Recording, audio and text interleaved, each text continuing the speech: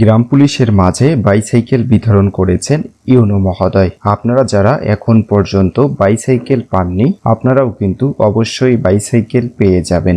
13ই August 2025 তারিখে মাগুরা জেলার শালিখা ও শ্রীপুর উপজেলার 7 জন গ্রাম পুলিশের মাঝে বাইসাইকেল বিতরণ করা হয়।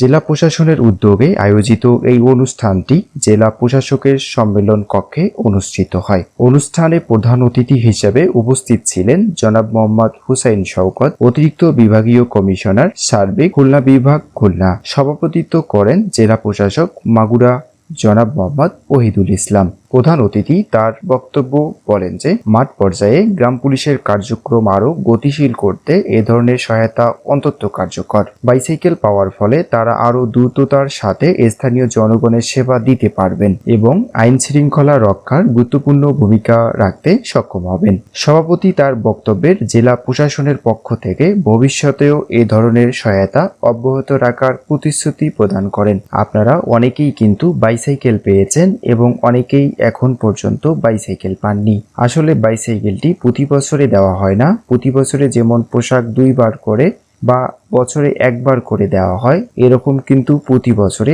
বাইসাইকেল দেওয়া হয় না।